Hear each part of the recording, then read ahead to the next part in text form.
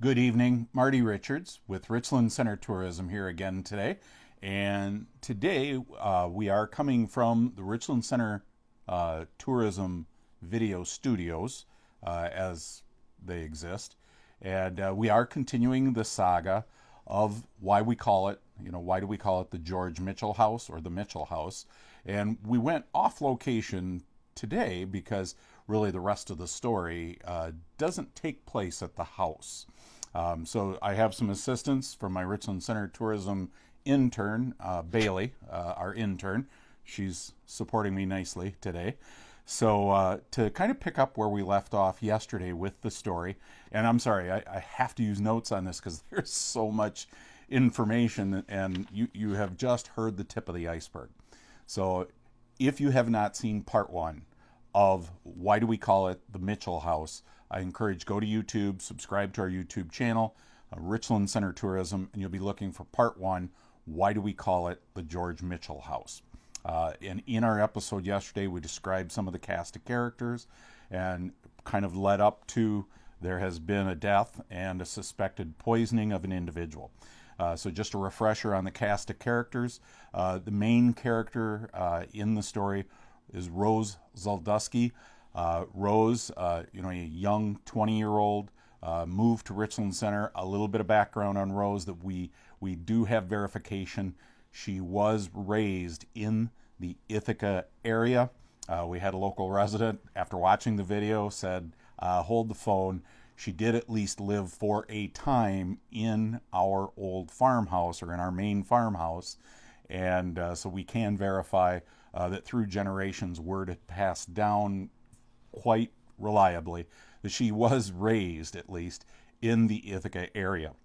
So Rose, at the end of the episode, the first episode, we know she had just been arrested for suspicion in the death of Ellie Maley. This was in January of 1891. Ellie had been, it was suspected, had actually been killed through poisoning. A couple of things about Rose and Ellie and their friends that we didn't talk about.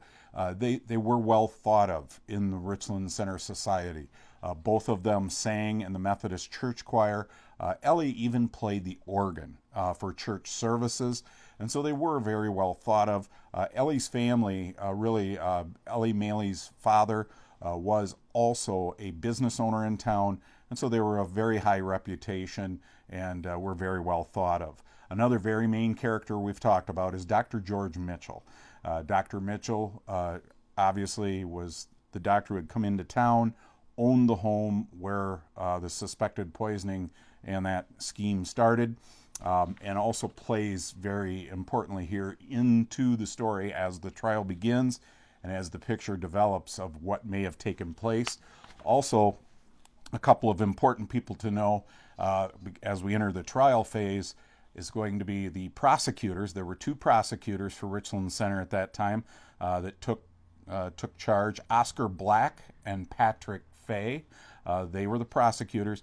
The defense attorney really plays an important part. The defense attorney was a Richland County born and raised individual, Levi Bancroft. And Levi's story, a little bit of background about Levi Bancroft, okay?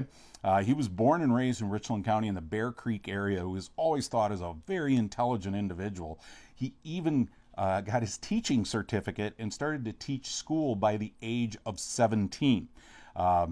He then later, shortly after he graduated, taught school for a bit in his young years, then went on to law school in Madison in 1884.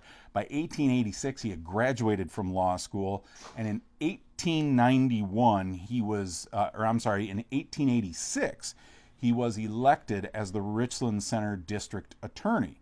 So a very meteoric rise. By 1891, so the setting of our story, he is now just back into private practice, and he is hired to become Rose Zodloske's defense attorney. This defense attorney role will take up 6 years of his life between the original trial, the different appeals. That is the word I'm looking for. Different appeals that go through, and also other work that he does with the trial. So this really becomes a part of his life. So the trial is scheduled to begin in April of 1891. However, Mr. Bancroft is very aggressive in his defense, argues initially that there is no direct evidence that shows that Rose caused the death because there were no eyewitnesses. There was no smoking gun per se. No one witnessed anything. And so he said this should all be thrown out. It's just hearsay and weak evidence and no direct evidence. The judge at the time did discount that and said, no, the trial will continue. So then, of course, the next step he took was to file for a change of venue because he felt that, and this is a quote, that the dithering and babbling voices of the lady folk of Richland Center had completely poisoned the jury pool, and then also asked for a change of judge, that the judge needed to recuse himself because there is no way that a local individual could preside over this trial and give a fair measure of what was happening. Both of those motions actually were accepted, and there was a change of venue to Lancaster. So Grant County became the location of the trial, and there was a new judge appointed. So again, remember, a change of venue is granted. There's a substitute judge originally scheduled to begin in April of 1981. The trial actually does not begin until September of that year. So already quite a bit of time has expired. So when we think about attorney, if you've watched any Law and Order episode, you know when you get, and I've watched a lot of times, I've watched the first 10 minutes before I fell asleep, but then I go back and I watch every episode of Law and Order. If you don't have a direct witness that witnessed, the issue of the criminal act, you have to have two things to prove that this really happened and that they are guilty. Number one is motive. You have to have the motive. And then number two, you have to have opportunity. So how did they cause the death? So the opportunity we already talked about. It was very obvious that Rose Zodloske did have the opportunity to actually poison the chocolates and then to hand the chocolates directly to the Maley sisters, and then Ellie ingested them. That was the opportunity. That one is a little easier to prove out. The second issue then that we have to go to, and really is the source of the trial, is the motive. So what's the motive? Why would Rose Zodloske cause the death of Ellie Maley? They were friends, acquaintances, hung out together, actually were at parties together. Why would she cause, or what would she gain from that? Well, it became very obvious in the trial, and actually there were a lot of voices in Richland Center and in the area at the time that Rose was positioning and really working hard to get the attentions of Dr. Mitchell. And with his wife now deceased, this was definitely an attainable issue. So just to kind of go down the prosecutor's evidence, because there are quite a few points, they're important to the story, and just want to share those with you. So the prosecutors that I'd listed, Oscar Blank and Patrick Fay, argued the following points. Number one, the day of the death, Rose had asked the Mitchell housekeeper. So after the young ladies had left, and there was no word of anybody passing away yet, just asked if she thought, so there was a female housekeeper in the Mitchell household, and Rose Zodloske that night asked her, said, do you think a murderer could ever be saved? So a very odd question when there's no murder to talk about at this point. Also, the housekeeper, and again, the housekeeper was very important in this trial, was a real key witness. Also, she told Rose that once they heard of the death and that she had come from the Mitchell house, said, well, certainly our house will be searched when that comes up. Well, this caused panic in Rose again, and immediately the housekeeper testified that Rose ran upstairs to her bedroom, then came back and tossed a package into the fire. Keep in mind, in 1891, everybody had the wood stove going. Remember, it's January, so naturally there'd be a fire in the wood stove. She tossed a package in. left the room. The housekeeper then immediately retrieved the package and pulled it out. Later on, it was tested and proved that it had croton oil in it. Now, I've done a lot of research. I have no idea what croton oil is, except that it comes from croton seeds. So feel free in the comments below if anybody knows what croton oil is or croton seeds are. I have not run into that plant. I don't know what it is, but we do know that croton oil does cause, it's a natural irritant, and it affects your internal organs in a negative manner. So it is, if ingested, could cause serious illness. At Ellie's wake, so at Ellie Maley's wake, the night before her funeral, Rose refused to view the body. She was there with many of her friends hanging out. They were all commiserating together and mourning the death.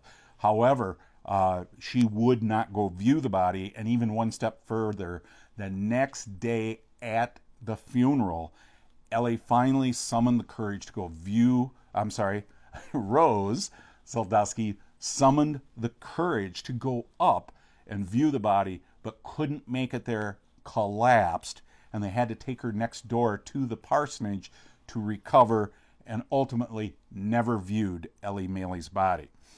Another point, the positive report of strychnine poisoning. Remember, we talked about that last episode, that from the Rush Medical College of Chicago, Ellie Maley's internal organs were checked, and they did test positive for strychnine, which we all know is a very serious poison.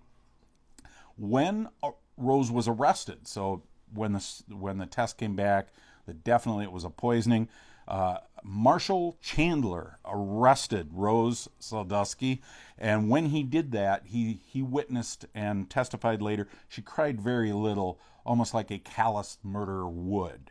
And so there's some interesting inferences that are taken and opinions that come out in the court trial that probably wouldn't be allowed today.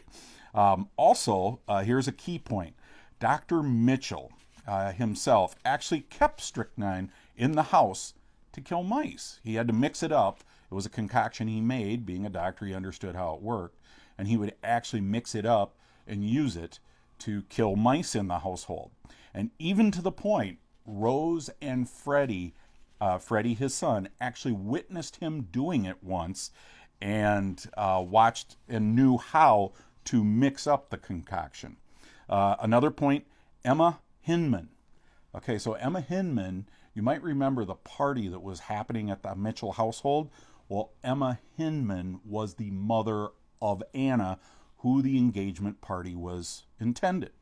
So Emma Hinman testified that Rose had come to her in October prior to the engagement party and the death of Ellie, had come to her and said, would you please, in my interest, go to Dr. Mitchell and make a suggestion or, a reference that I would be a good spouse or a good mate for him in the future.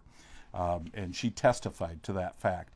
Not only did that happen with Emma Hinman, but also one of Dr. Mitchell's colleagues, Dr. Moses Lovering, testified that Rose had offered him $10 to do the same thing, and he even offered on a written notepad where they had made the deal that for $10 he would make that reference to Dr. Mitchell, and Rose had paid $5 of that, allegedly.